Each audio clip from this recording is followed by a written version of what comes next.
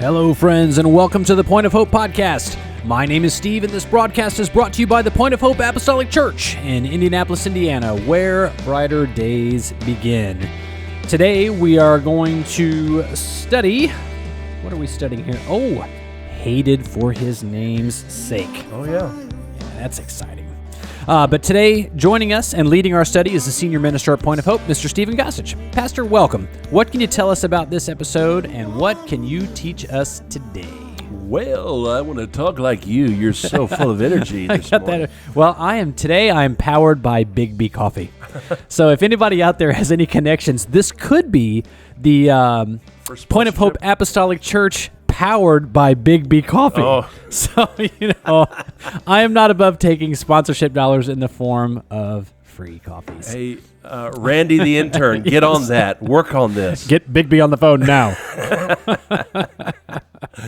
All right, well, so what we're going to talk about today is just current events, but the underlying message is being hated for his name's sake. Our text, scripture text, is found in John chapter 15, verses 18 and 19. May I interrupt just one moment? Yes, sir. In the vein of transparency, we are recording this episode on July the 6th, and it may potentially not see air for a week or two, and given the nature of current events, especially these days, right, some of what we're talking about today, although I don't think so, but some things could change, be different. So I just want to let everyone know that there is a time delay on these because Randy's a little backed up with trying to get sponsorships. And certainly. He's got several videos to edit still. So certainly, but I would also position there that that my position being is that it may strengthen what we're talking about. And too. it may. Yeah. And the core lesson of what we're talking about will not change and has not changed. So if you just take the meat, and if there's any bone there, just get rid of it and move on. All right, sorry. Please continue. Nope, you're absolutely right. That's good. John chapter 15, verses 18 and 19 says this: If the world hate, Jesus was speaking, if the world hate you, you know that it hated me before it hated you.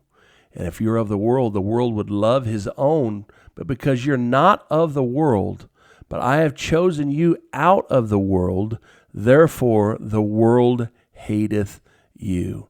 So we want to talk about being hated as a Christian by this world's government, this world's spiritual climate and culture. It's true. And the real target right now is conservative Christianity. Yep. Period in discussion. We have seen some of the most craziest events happen in the last 4 years. That is greater than the other 48 years of my life that I've seen. We've seen awesome discoveries, inventions, things that have just changed our world and our lives. We've seen the Berlin Wall come down. We've seen Russia or the Soviet Union destroyed, and I say that in quotes. We've seen a lot of different things on a political level, but there's nothing compares to what we've seen from 2020 to today, 2024. Mm-hmm. And it has been, it feels like 8 years ago that we were all being sequestered for 2 weeks. To slow the spread. And it's one of those things that everybody can say, well, what were you doing during the winter, spring, and the quarantine, summer and fall of 2020? I was working, sadly classified as essential. Oh, so that's a bummer. You know what I was doing? I was putting on 50 pounds, playing Call of Duty. No, but seriously, it was just not seriously, but it was just you couldn't do nothing. Strange time for sure. It was, and they say that common sense is not so common anymore, and many of us were being pushed by fear, driven by fear, and now that we know better, and we knew better, within 6 months we said, "Now this is enough." Right thinking, logical people. A huge infringement of began many to see basic rights. Began to see that this is nothing more than a practice run Yep. for control of the populace, not only in the United States but the world. Yep. Now, if you don't believe that, then maybe we can help persuade you, or maybe we can just ignite a thought other than you're locked in thinking of, no, we needed to do that. I would say if you have a locked-in position in your brain, especially around COVID and the lockdowns and all that stuff, I would say that you're living in a cave right now. You're living under a rock. It has been highly publicized recently that lockdowns were a mistake. Yeah. Closing schools was ridiculously harmful. Yes. Masks don't work to stop work. anything, and they totally made up, just pulled the 6 feet out of the air. Right.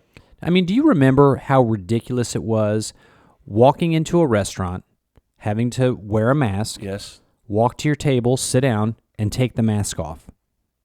Yeah, or with a fork of food or whatever it was, you can move the mask, put it in, and then push the mask back down over your face while you chew.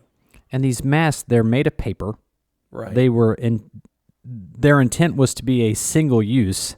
Right. So, Heather and I, we changed cable providers, and we had to go return our modem. We had to walk into the UPS store and deliver that so they could ship it out. Yeah. And we see a guy walk in, and he reaches into his filthy pocket and pulls out a mask and puts it's frayed and it is dirty. Disgusting. There was a hair hanging up. But anyway, and he straps this thing to his face. Now, there are lots of legitimate reasons that people may need to wear a mask. Sure. Autoimmune diseases are a big deal. Sure. My father has cancer. There was a time when we were trying to limit exposure. And I'm not talking to those people. Right. But if you're pulling a filthy mask out of your pocket to walk into the UPS store, then you will witness a less than Christian moment where my wife looks at me and we look at him and we both just start laughing. And all I could say to that man was, "I'm so sorry." And I was a little sorry for my behavior, but I was more sorry that he was living so gripped with fear, with no ability to discern that we're so far past all of that now. And that it was so questionable to even begin with. I think my funniest experience on that while we're on here is I probably seen that same guy. That was really, it was more than one person. 2 weeks ago. It was 2 weeks ago? Yes. Wow. Oh, that's messed up. I saw a guy just Thursday, not this Thursday, but the last Thursday because we had service and we were coming home. A guy leaving the Dar Bar down there, driving around in his car with a mask on. Those people kill me. By themselves. With the windows There up? was smoking. No. No, that's what I was going to say. I was going to say in 2020, I saw a guy that had one of those, that he would lift up his mask to smoke. Oh. I said, "Sir, you're not helping anything." It's not about your health, sir. Anyways, you were saying? It's just funny. I remember we were so amazed when it was really raging, too, that we saw a guy on a motorcycle wearing a mask, like driving down the highway. Now, to be fair, the memorable part of that wasn't that he was wearing a mask. He was not wearing a helmet. Right. What in the world? Trucking down the interstate at 70 miles an hour. This guy's got his mask on, but to his credit, it had a red, white, and blue American flag on it. But again, we're not making fun of people that legitimately have a medical reason to have a mask. Right. I get it. We're talking to those people who surrendered all of their rights without even a thought because someone told them. Right. Without even looking for yourself. Right. Why do we so blindly trust, do you think? I don't know. But first, just a real quick disclaimer. I apologize. I've been coughing. I'm just trying to get over a head cold. So. And ironically, I'm wearing a mask right now. No. I was going to say that. Stop taking my lines. We use a lot of the same material here. Some have speculated there are times in which we share the same brain, but that's okay. It's true. But anyways, why do we do that? Well, why do you blindly trust your doctor? Good question. I would love, you ever been into a restaurant and you see they have their Board of Health score posted in the window? Yes. Wouldn't it be amazing if doctors, lawyers, all these professional people that we trust to make significant life-changing decisions would have their GPA, their graduate? Oh, stop. I mean, what if I'm getting the D doctor? The one who got drunk every night and barely skated through. Right. I mean, how do I know? I mean, I don't know, but we blindly trust these people without remembering that we have a lot of power to control what we do and the moves we make. And we live in an era where so much information is at our fingertips. Yes. Now, I am not an advocate of trusting your life health to Dr. Google. Right. However, Right. it can give you a good baseline to ask the right questions. Right. And I will tell you, though, doctors do not like, because Andrew was just in Riley, when you start a conversation with, well, I was reading on the internet. Oh, yeah, sure. Oh, go ahead, tell me. Yeah, you hear that. Yeah. Yeah. No, I think that's what I was going to respond when you were kind of leading in with the question, is that become more informed. Yes. And it's not about questioning as much as being more informed. Yeah, it's not an argumentative press where you're casting dispersions on his intelligence, but it's, if I'm being prescribed a drug, it should be reasonable for me to say, well, what are the side effects of that? And do I really need to take that? And what would happen if I didn't? Right. You know, and it would be wise to get a second opinion. It's not a bad thing. You know, really if you're going to buy a mattress, do you go to the first store and just buy you'll put more thought into that purchase decision than you will vetting your doctor or your chiropractor or whoever. Although, God love chiropractors. So true. Yes. I am not anti-chiropractor in the slightest. They are not quack. They are wonderful human beings who provide a valuable service to my You got a good chiropractor. I do. He's a good guy. He's going to be sponsoring this show. That's why I'm laying the ground. So we got Big B and Dr. Man, I hope. Well, Dr. Christian and Dr. Pete, they're down at Emerson Chiropractic. Good guys. All right. Well, Randy. Yeah. Yeah. Get Dr. Pete on the phone. Get on that.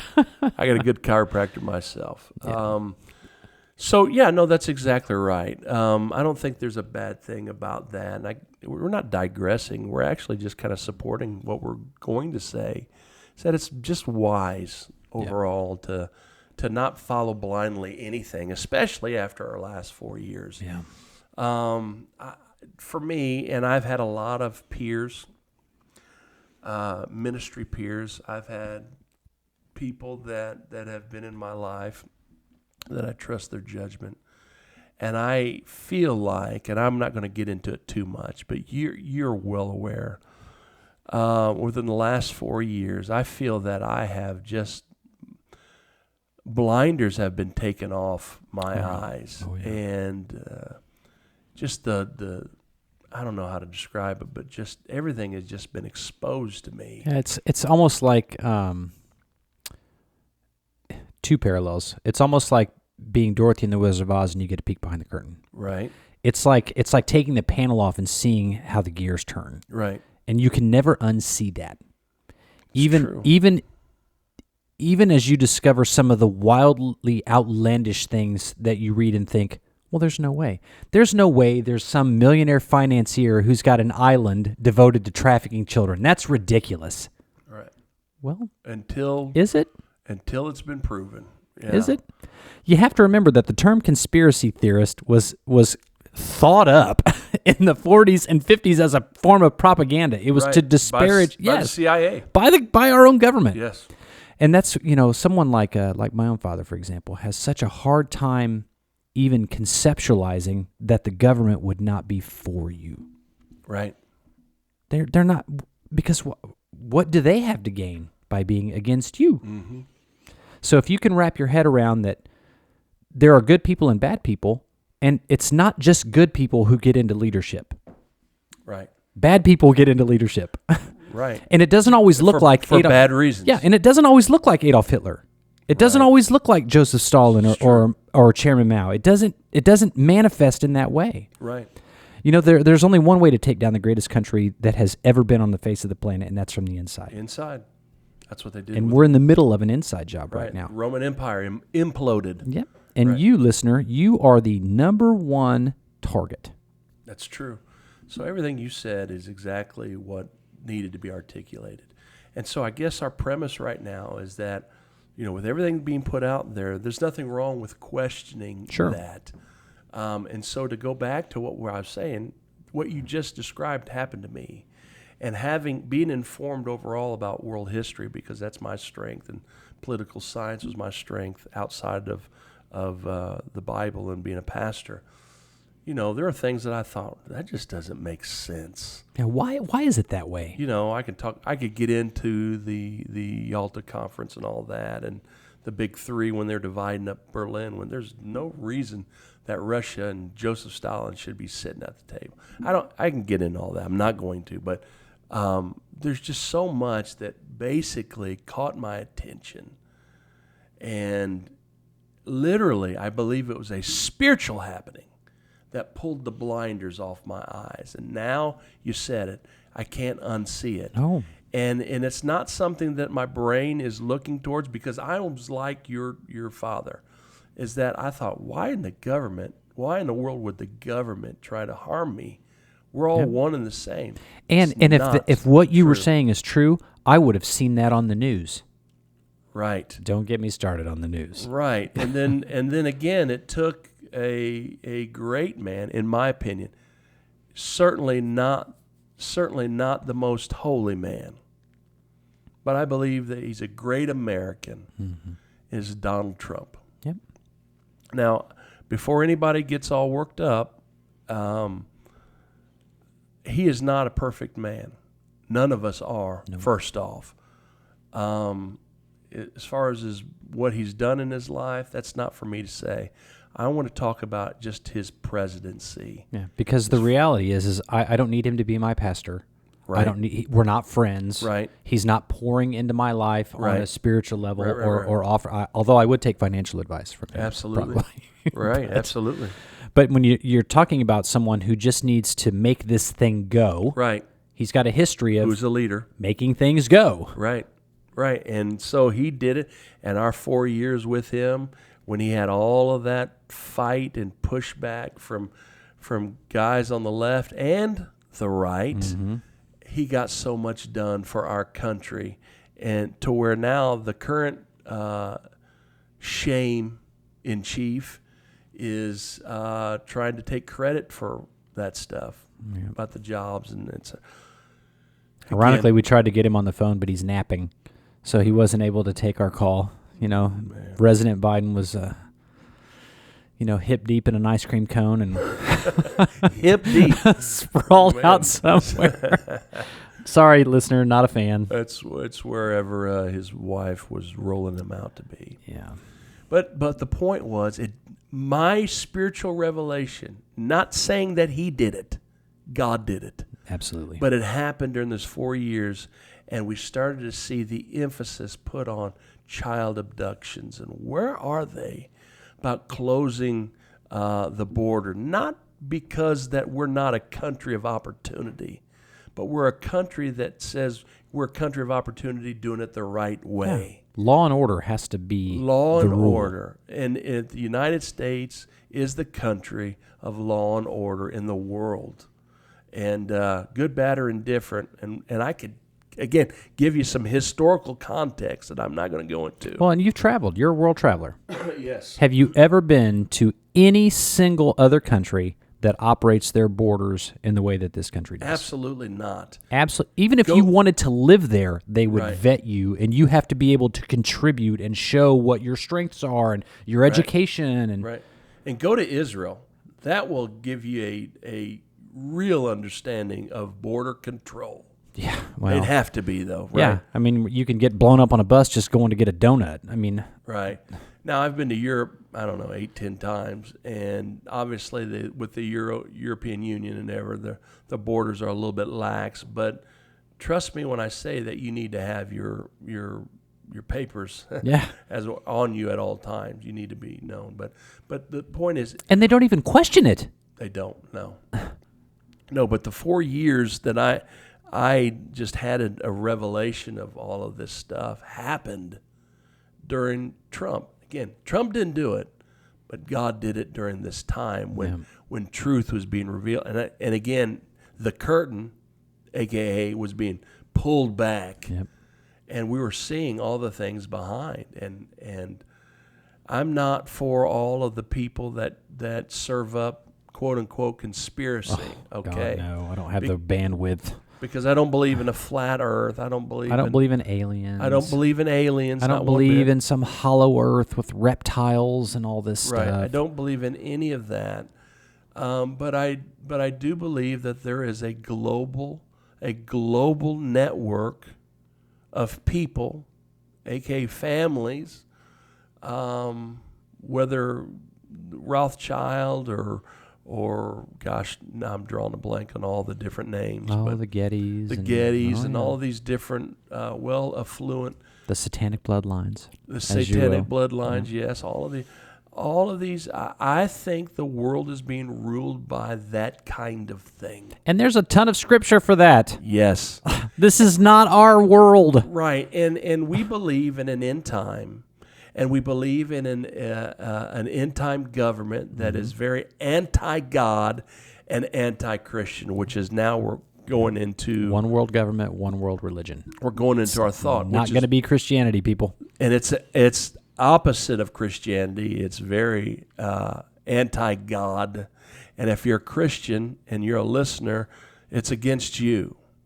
And so we've done some reading and some discussion and setting up, and certainly by the article or two that we're using today is the only thing. There is multiple different sources that you can pull up on top of our experiences over the last 4 years that we can look at and say, wow, there is something amiss. And you just cannot deny. And it's a setup. It is. We can talk about AI. We can talk about all these different things, but we're talking generally speaking. Well, these are political moves. It's to consolidate and hold power, because that's right. The controlling parties here, which I don't want to label with just a political party, because it's really both parties. It's the uniparty. And it's the force behind that, really. Right. That is the bigger problem. But it's all an attempt to keep power. Right. We learned from reading this article today that, you and I, we're terrorists, apparently. Yeah, we're terrorists. Why don't you go into that and discuss that? Yeah, this says that there was a Department of Homeland Security report that brainstormed about infiltrating local communities to spy on Americans, which, by the way, if you are interested in infiltration and propaganda, you should all know that it was President Obama who signed the order to allow propaganda to occur on American citizens by the U.S. government, but that's a separate episode. Mm-hmm. But they were going to infiltrate these, and that they suggested that, quote, being religious or in the military was an indicator of extremists and terrorism. That's a direct quote. End quote. Now, the article that in question that we're talking about is found on the Federalist.com, and the title is Report DHS Group Called Being Religious and an Indicator of Domestic Terrorism. And this is by Brianna Lyman, Lyman. 3-minute read. On June 21st, 2024. So this is very much right around this time. And right now, our government, and this was wasn't the Homeland Security that is the one that's trying to brainstorm about how that they can infiltrate. The article says that they can infiltrate local communities to spy on Americans. And again, as you said, the military, the religious are the indicators of the extremists. What are those guys called? Wait a minute. The MAGA Republican? Yep. That is exactly what's happening right now. Yep. If you believe and you are a believer, this goes beyond politics. And this is what I've been saying, not only across a pulpit or across the kitchen table in Bible study and even in this podcast, that this is not about a liberal left and the conservative right. This is not about Russia and the United States or China and the United States per se. This is about heaven and hell, the only real war that has happened over the course of humanity. It's not about another race of people against a different race. What it is, it's about a government, whoever that is pro or rather anti-God, that is going up against in my opinion, I think we've moved, a pro-God country like the United States. So right now, while we view it on the surface as China and the United States are at loggerheads. It's really a communist regime that has purged religion out of its whole thought processes. And I would take that a step further and say it's Christianity, it's God. Because we Right. are in an era where Jesus is under attack, but we have to accommodate any other thing. Like if a woman wants to wear a hijab or whatever, we have to be super tolerant of all that. Right. But heaven forbid, you send a kid to a public school with a cross on his T-shirt. Right, exactly. Nobody's out here attacking Buddha. Right. Nobody's attacking one of the 100 whatever Hindu gods, even though there's a huge population of Hindus in this area and Burmese and everything else. It's Jesus. Right. And it's that scripture you read. I mean, he told them early on it was going to be this way. Yes. So if you don't think any of this is true, I tell you, if people were so willing to research and look at Jesus the way they are, masks and doctors and COVID and all that stuff, man, Right. we would all be the world would convert tomorrow. Right. Because there's so much there. And I think it's so obvious, and I mean so obvious that the Yes. world is starting to wake up. Now, there are still those select, I don't know, however million of people, I'm sure it's millions upon millions across the world, that are completely hoodwinked still about what's happening. There's some that will never They'll never change their mind. I think when you cross over a certain point, even the Bible talks about a reprobate mind when you believe a lie so long. Yep. You'll believe it so much to where it'll damn you. Well, and even people, we talked about Judas in our last episode.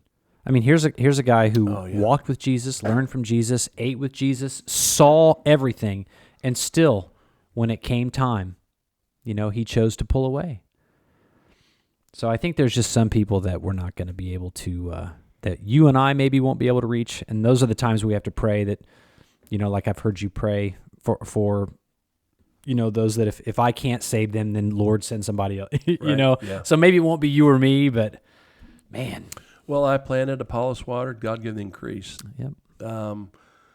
That's our goal. We want people to, we're not talking about this, but turn to the gospel salvation of Acts chapter 2 and 38. But, there's just so much to take in right now, and it's very overwhelming, but here's what you need. You need God to help you. You do. You need to be full of the Spirit, the Holy Ghost, to allow it to walk you through some of it, because so much of it is just crazy. These things will break you. These hardships will break you mentally. There was a show a few years back called Being Punked. Am I being punked? Yeah, hidden camera show, right? Yeah, it was a hidden I don't remember the context. Was but that Ashton Kutcher? Was he the guy? I guess. I don't know. I don't remember, but it just came to my mind. I certainly didn't prepare to talk about that. And we are not looking for MTV to sponsor anything. No. But I was thinking, we were just a couple weeks ago, it was a week or two ago, was the 2024 presidential debate with Trump and Joe Biden.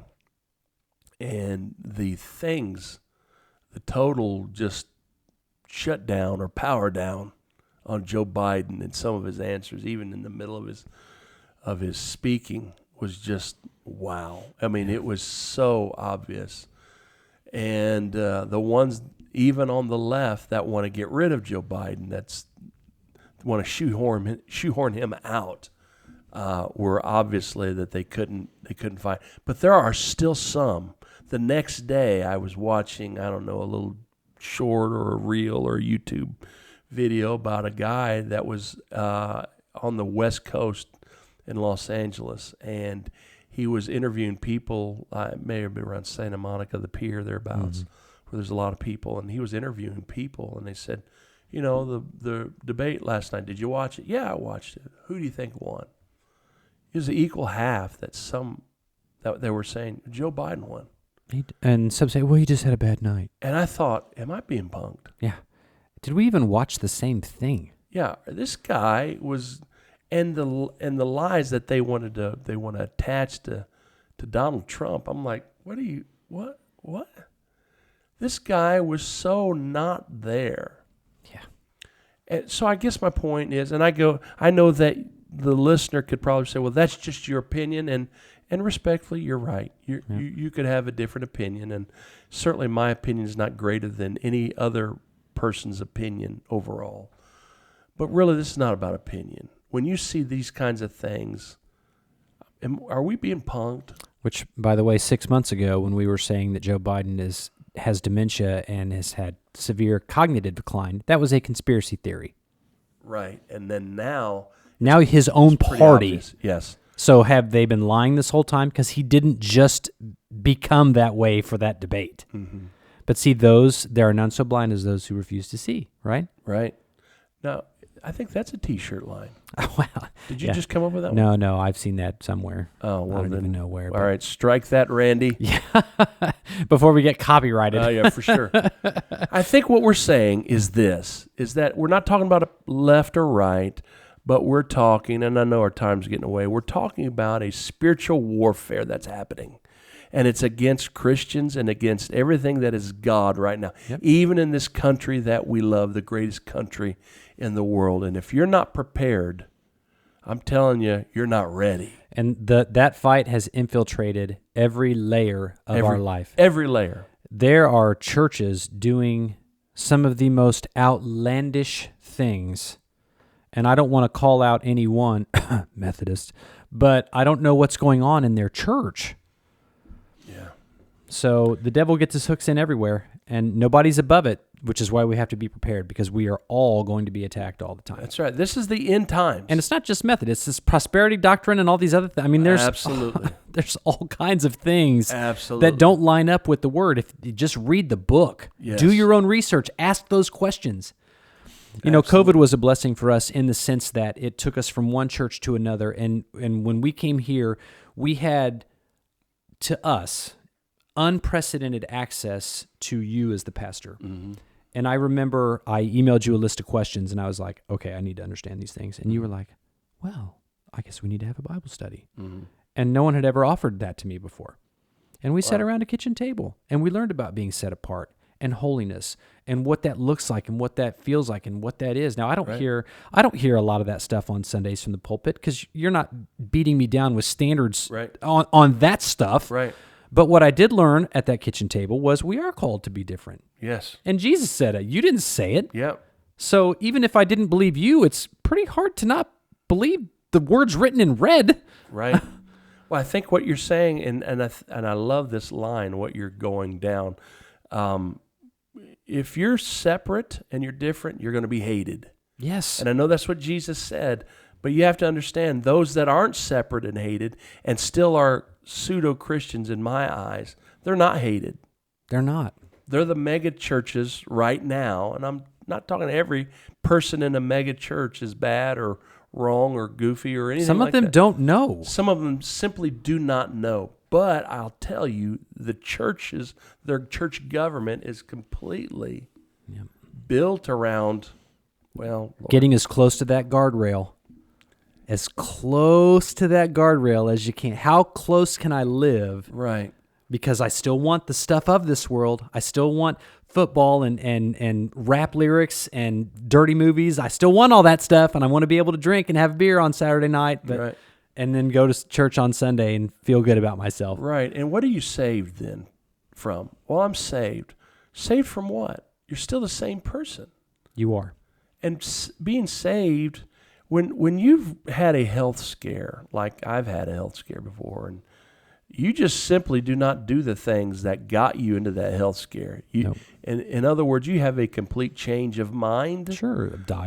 A diet, exercise, or you just say, I'm not eating that, I'm not doing that no more, and you have a come to Jesus understanding.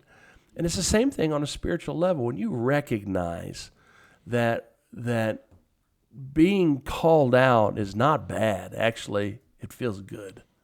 Doesn't mean that it's bad, but to the mainstream, which is, I think it's built by spiritual forces that is anti-God, wants you to feel dumb, and it's attacks you, and you're made the bad guy or the terrorist.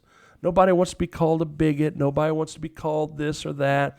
But those are just words just to get you back into the fear mentality. Yeah. And in Matthew, before Jesus left, he told them all, he gave them the Great Commission. Right. So when I look at how I'm living and how I'm acting, it's really a simple question of, am I drawing someone in with my action, or am I pushing someone away? Because I would hate to end my life and find out that I caused someone to stumble when I should have been there to save them. Right, absolutely. So, well, that's all the time we have for this episode today, but this was a good one. So these are the ones that usually generate a little conversation and some hate mail, but I still pray this was a blessing for you and that you'll join us as we continue to study God's Word. You can find this and all of our episodes at pohpodcast.com, along with links to your favorite streaming platforms, or you can search for Point of Hope Podcast on YouTube. Don't forget to subscribe and enable those notifications so that you don't miss a single episode. If you have any questions, comments, sponsorship offers, Big B Coffee, for sure, please email them to pohcontent@gmail.com. Care of Randy. We will certainly respond. So thank you, Pastor, for leading us in this discussion today, and thank you all for listening.